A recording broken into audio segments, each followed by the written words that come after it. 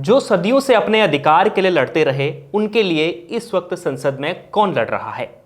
दलितों, पिछड़ों, वंचितों के लिए संसद में कौन आवाज उठा रहा है? कौन से ऐसे नेता हैं जो संसद में अब दलितों की और पिछड़े वर्ग के लोगों की और उन लोगों की जो अपने अधिकारों के लिए वंचित रहे हैं, सदियों से वंचित रहे हैं, उनके लिए आवाज उठाता दिखेगा? और कौन ऐसे नेता हैं, कौन ऐसे सांसद हैं जो दलितों के सबसे बड़े नेता के तौर पर उभर कर सामने आ रहे हैं? इसी पर बात करेंगे। और आज के पोल पंच में बातचीत करने के लिए इस मुद्दे पर मेरे साथ अरुण चौबे सर, संपादक हैं इंडिया.com के। और सबसे पहले शुरुआत करेंगे अरुण सर उत्तर प्रदेश से। उत्तर प्रदेश में चंद्रशेखर और मायावती, ये दो ऐसे नाम हैं जिन्हें बड़ा चेहरा इस वक्त माना जा रहा है दलितों के नेता के रूप में। तो क्या चंद्रशेखर के आने से मायावती के वोट बैंक पर असर पड़ा है? क्या चंद्रशेखर अब मायावती से ज़्यादा मुखर आवाज़ संसद में उठा सकते हैं? क्या आपका मानना है? धन्यवाद नरेश। आप दलित राजनीति की बात कर रहे हैं जी। दलित राजनीति देखा जाए तो एक तरह से हमारे यहाँ इस समय मुखर तरीके से जिस तरह से आप बात कर रहे हैं, तो हमेशा दलित राजनीति मुखर रही है। स्वतंत्रता के पहले भी आप देखेंगे कुछ बड़े नाम आए, जिसमें आप देखेंगे आप 19वीं शताब्दी में, मैं थोड़ा सा एक बैकग्राउंड की बात करना चाहूँगा। 19वीं शताब्दी में भी 1870s के आसपास जो है आप देखेंगे कि ज्योतिबा फूले, जिन्होंने जो एंटी कास्ट मूवमेंट शुरू किया, सत्यशोधक समाज की स्थापना की, और उनकी एक गुलामगिरी यानी दलितों का शोषण की जो एक कहानी थी, उसी के ऊपर उनकी किताब है गुलामगिरी, जो बहुत पॉपुलर हुई उस समय। तो उन्होंने उसमें जिस तरह से चित्रण किया है दलितों के सफरिंग की, स्लेवरी की स्थिति में हुआ करते थे, वो गुलाम हुआ करते थे, उनकी पत्नी उनके साथ, तो उन्होंने उसके खिलाफ बीड़ा उठाया। समाज में जो है उस जैसा आपने कहा कि दबे कुचले जो लोग थे, उनकी आवाज़ बने वो, और उनकी पत्नी जो सावित्रीबाई फूले थी, वो भी उनको जो पहला एजुकेशनिस्ट भी कहते हैं, महिलाओं के लिए शिक्षा के लिए, दोनों ने मिलकर जो है दलितों की शिक्षा, महिलाओं की शिक्षा, उनके लिए आवाज़ उठानी शुरू की। तो इस तरीके से कहा जाए कि दलितों की आवाज़ को मुखर करना उन्होंने शुरू किया। उसके बाद बड़ा नाम आता है, आप बाबा साहब भीमराव अम्बेडकर की बात करेंगे, तो बाबा साहब भीमराव अम्बेडकर ने जो है उनके लिए, दलितों के लिए, उत्थान के लिए बहुत ज़बरदस्त आवाज़ उठाई। और महाराष्ट्र की राजनीति में इंडिपेंडेंस के बाद में उन्होंने कॉन्स्टिट्यूशन में तो अपना कंट्रीब्यूशन दिया ही, और वहाँ पर जो जिस तरह से स्पेशल राइट्स दिए जा सकते थे उनकी बात कही, लेकिन उसके बाद भी उन्होंने जो अपनी कम्युनिटी के लिए एक तरह से देखा जाए तो काफ़ी कुछ काम किया और एक नई दिशा दी, जिसके बाद से जो है दलित मूवमेंट हमारे यहाँ आप कहेंगे कि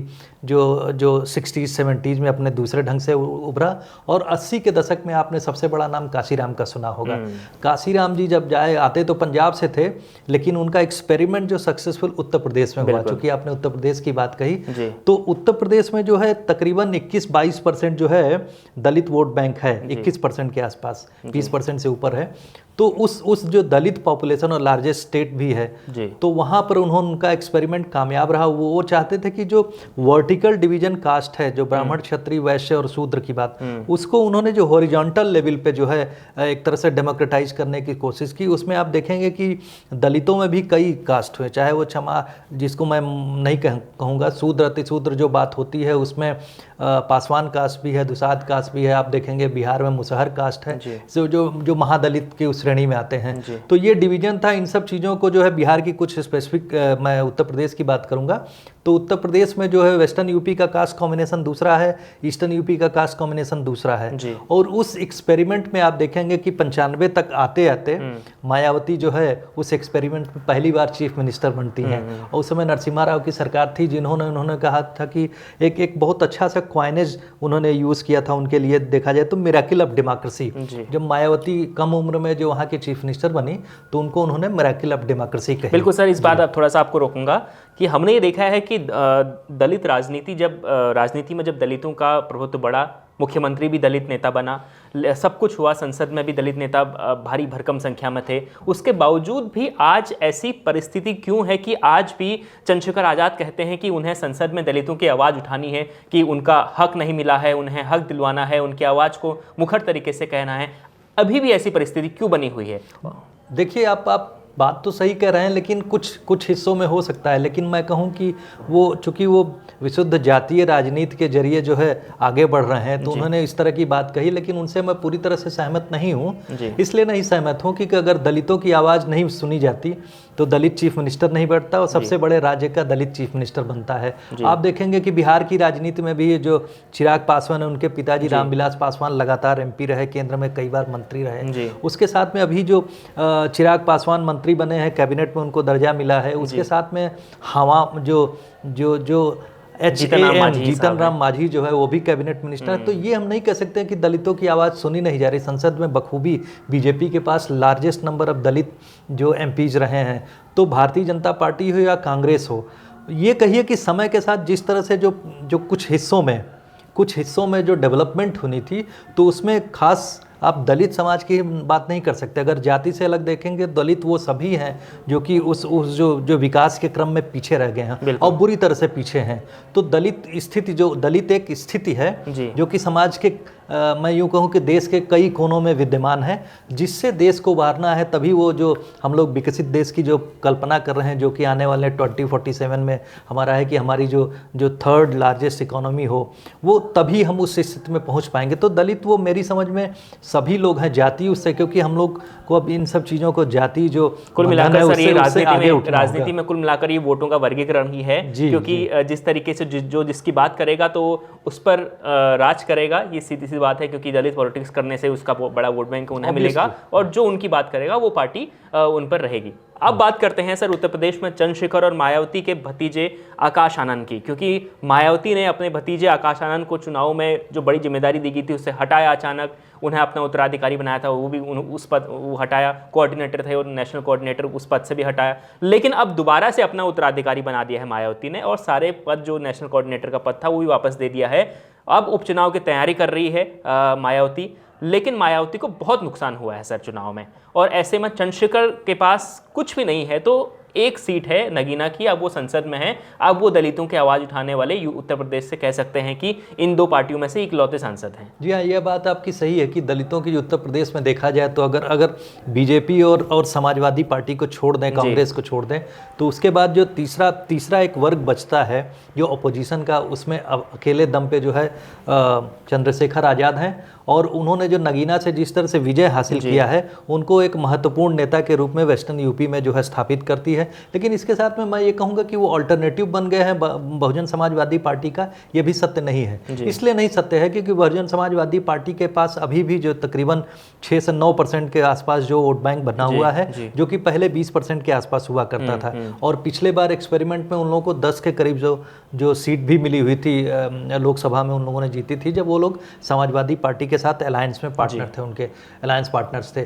लेकिन इस समय की स्थिति में, जैसा आपने कहा कि बहुजन समाजवादी पार्टी ने, मायावती ने जिस तरह से एक्सपेरिमेंट किया अकेले दम पे चुनाव लड़ने का, तो अकेले दम पे चुनाव लड़ने का जो एक्सपेरिमेंट है उनके लिए घाटे का सौदा साबित हुआ। अगर वो इंडिया ब्लॉक का लार्जर अलायंस का एक पार्ट होती तो मुझे लगता है आज बेहतर स्थिति में होती। और रही बात आकाश आनंद की, आकाश आनंद युवा चेहरे हैं। मायावती की पार्टी में अगर उन्हें भविष्य की राजनीति करनी है तो उन्हें जो अपने चाहे वो उनके परिवार से हो या उस पार्टी में जो नए फेसेज हैं उनको तैयार तो करना ही पड़ेगा, और एग्रेशन के साथ। क्योंकि आप देखेंगे चंद्रशेखर आज बहुत एग्रेसिव नेता हैं, जमीन से जुड़े हुए नेता हैं। चंद्रशेखर की जो भीम आर्मी है, जो उनकी पहचान जो बनी है वो भीम आर्मी से बनी है। एक युवाओं का बहुत बड़ा दल, बहुत बड़ी संख्या में जो युवा हैं चंद्रशेखर के पीछे खड़े रहते हैं, उनके लिए जान देने के लिए तैयार रहते हैं। इस तरीके का क्रेज है। तो इस तरह शुरुआती दौर में कोई भी पार्टी जब आगे बढ़ती है तो उसके लिए कमिटेड काडर्स की जरूरत पड़ती है। बिल्कुल, चंद्रशेखर को देख के सर मायावती का वो दौर याद आता है जब वो पार्टी में संघर्ष कर रही थी। मायावती भी एक दौर में चंद्रशेखर की तरह ही लड़ा करती थी, तभी वो शिखर पे पहुंची थी, वही चंद्रशेखर कर रहा है। मैं बता दूं आपको कि उत्तर प्रदेश की ही बात करें, बहुजन समाजवादी पार्टी की स्थापना 84 में हुई थी, 1984 में, और उसके बाद वो लगातार संघर्ष करते रहे। और काशीराम जी उस समय जिंदा थे तो उन्होंने लगातार जो है उनको गाइड किया। लेकिन जब ये 95 में, जब पहली बार आपको बताऊं कि 95 से 2003 तक वो कभी भी अपना जो चीफ मिनिस्टर का जो है कार्यकाल पूरा नहीं कर पाई। कभी कुछ महीनों के लिए, 1 साल के लिए, तीसरी बार 1 साल के लिए हुई, चौथी बार जब 2007 से 12 में जो वो चीफ मिनिस्टर बनी तो उन्होंने जो है 2007 से 12 तक का जो टेन्योर यानी पूरे 5 साल का किया। लेकिन उसमें महत्वपूर्ण बात क्या थी?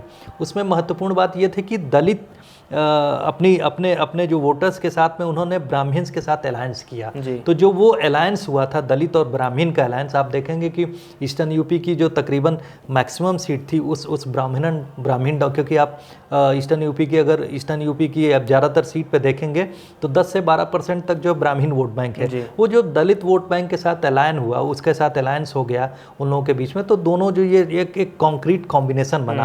प्लस उसमें आप देखेंगे कि उनके साथ में मुस्लिम वोट बैंक भी मायावती के साथ में था, तो ये कॉम्बिनेशन बड़ा जबरदस्त बना और वो सत्ता में और मेजॉरिटी के साथ सत्ता में आई थी। लेकिन वो कॉम्बिनेशन ब्रेक हुआ क्योंकि उनका ब्राह्मण और ये जो वोट बैंक था वो चला गया बीजेपी की तरफ में। बीजेपी ये फ्लोटिंग वोट बैंक है, सत्ता के करीब रहता है, जो कि बीजेपी में चला गया। मुस्लिम वोट बैंक समाजवादी और कांग्रेस के साथ इस बार चला गया है।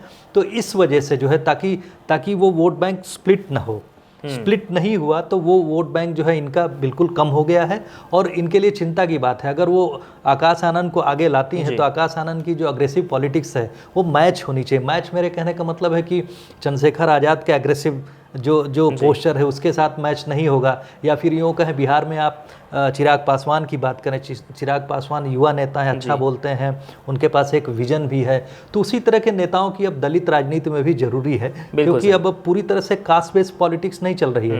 कास्ट में भी क्योंकि उस सेगमेंट में भी एक क्रीमी लेयर आ गया है जो आगे की तरफ सोचता है, जो कम्युनिटी तक सीमित नहीं, वो देश के बारे में भी सोचता है, सबके साथ लार्जर अलायंस के साथ में डेवलपमेंट की बात करता है। बिल्कुल जी बिल्कुल सर, हमने देखा कि जिस तरीके से चंद्रशेखर बड़े जोश के साथ संसद में बातचीत करते हैं। हालांकि संसद में और भी कई दलित नेता, बड़े नेता हैं, जिसमें आप लगातार हम चिराग पासवान की बात कर रहे हैं, पंजाब से चरणजीत सिंह चुन्नी भी हैं संसद में। लेकिन ये जो नेता हैं ये किसी बड़ी पार्टी में शामिल हैं। जिस तरीके से चिराग पासवान का पासवान वोट बैंक में ही उनका ज़्यादा असर दिखता है, चरणजीत सिंह चुन्नी जो हैं उनका कांग्रेस से हैं तो कांग्रेस में ही उनका असर दिखता है। लेकिन चंद्रशेखर की बात थोड़ी सी अलग है।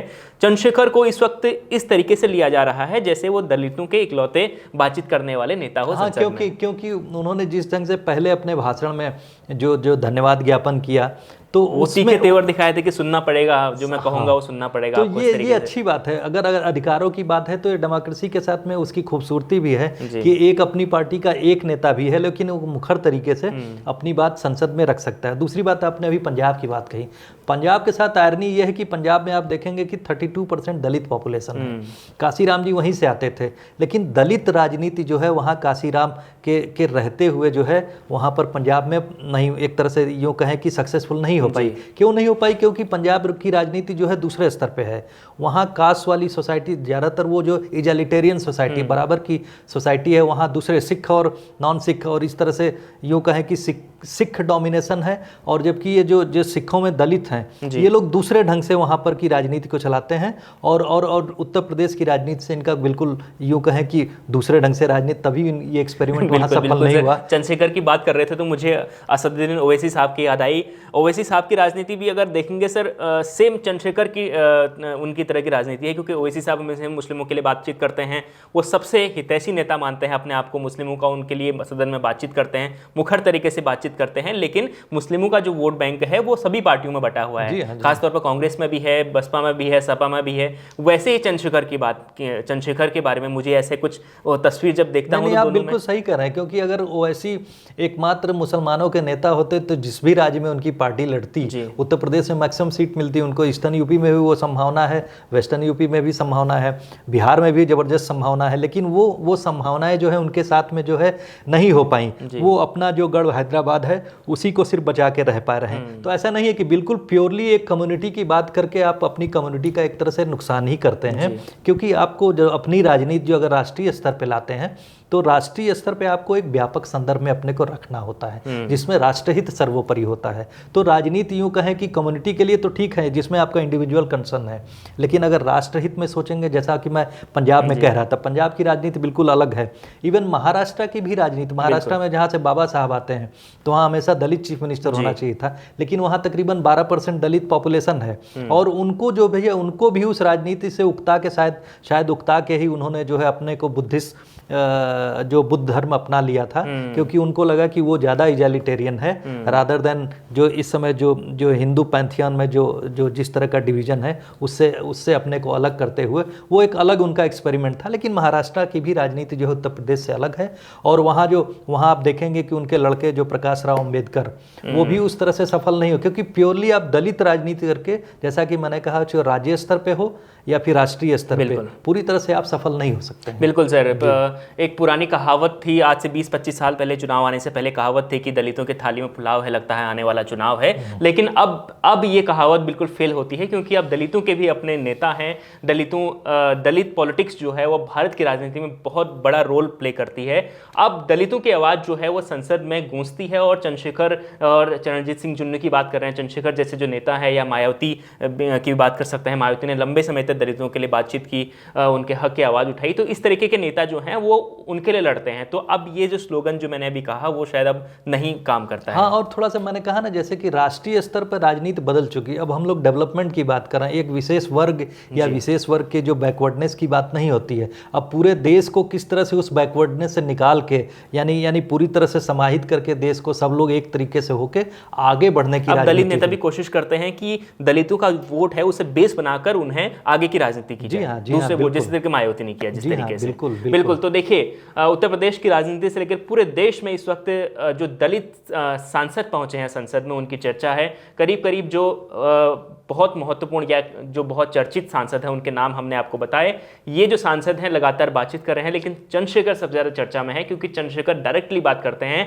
बाकी जो नेता हैं वो किसी न किसी पार्टी से संबंध रखते हैं, तो वो अपनी पार्टी की बात करते हैं। लेकिन चंद्रशेखर का सिर्फ एक ही कहना है कि वो दलितों और वंचितों की आवाज़ उठाने के लिए संसद में आए हैं।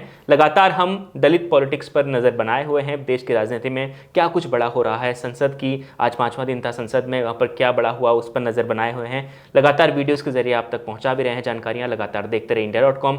ऐसी हम पोल पंच में आपको बहुत महत्वपूर्ण जानकारी देते रहेंगे। बहुत बहुत शुक्रिया आपका। धन्यवाद।